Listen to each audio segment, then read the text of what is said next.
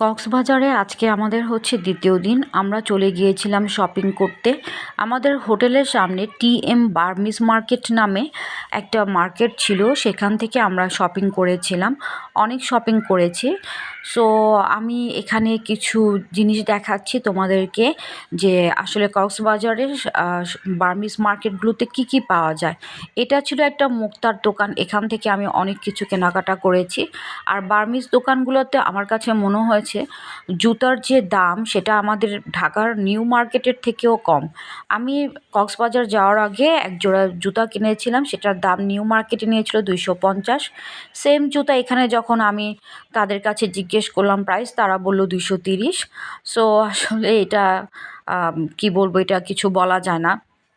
তো আমরা এই দোকান থেকে ড্রেসও কিনেছিলাম। এখানে বেশ কিছু মালা ছিল, বাট আমি বলবো এগুলি মুক্তার না। তোমাদের ভালো মুক্তার দোকান দেখে কিনে নেওয়া উচিত। আমি অবশ্যই তোমাদের একটা দোকানের নাম বলে দিব, ওখানে তোমরা অরিজিনাল পার্ল পেতে পারো। এখানে বেশ কিছু খেলনা ছিল, আমার ভাগনা ভাগ্নির জন্য কেনাকাটা করার জন্য আমি কিনেছি। এখানে কিছু পার্স দেখলাম, এই পার্সগুলো আসলে আমি কোনো কিছুই কিনিনি, আমার পার্স দরকার ছিল না। আমি আমার নিজের জন্য খুবই অল্প কিছু শপিং করেছি, ম্যাক্সিমাম হচ্ছে আমার ভাইগনা ভাগ্নির জন্য কেনাকাটা আমার করা হয়েছে। কিন্তু একটা সত্য কথা বলতে, এই জিনিসগুলো দেখতে আমার খুব ভালো লাগছিল, খুব কালারফুল ছিল, খুবই কালারফুল ছিল। আসলে আমি মালা খুব একটা পরি না, যার কারণে আমি কিছু মানে কিনিনি। বাট প্রত্যেকটা জিনিস এতটা রঙিন ছিল, আমার কাছে খুব ভালো লেগেছে। আর ঐতিহ্য ধরে রেখে যেহেতু এখানে অনেক কিছু তৈরি করা হয়, এই যে এই ধরনের ব্রেসলেটগুলো ছিল, তারপরে হচ্ছে পার্সের মতো ব্যাগ ছিল। সো এখানে একটু দামাদামি করে নিত। এখন এসে গিয়েছে যে ঝিনুকের ব্রেসলেট, যেটা হচ্ছে কক্সবাজার ঐতিহ্য।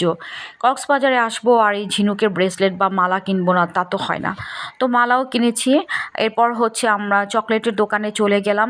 প্রচুর প্রচুর চকলেট, প্রচুর প্রচুর মানে আচার। বাট আমার কাছে যেটা মনে হয়েছে, এইবার কক্সবাজারে এসে একদম রিজনেবল প্রাইসে মোটামুটি ভালো কিছুই পাওয়া যায়। বেশি দাম গেলে হয়তো বা 400-500 টাকা, এর বাইরের বেশি আমি কিছু দেখিনি। অরিজিনাল পার্লগুলো কিনতে গেলে দাম একটু বেশিই থাকে। এই ব্যাগগুলো আমি দেখলাম, এই ব্যাগগুলো আমার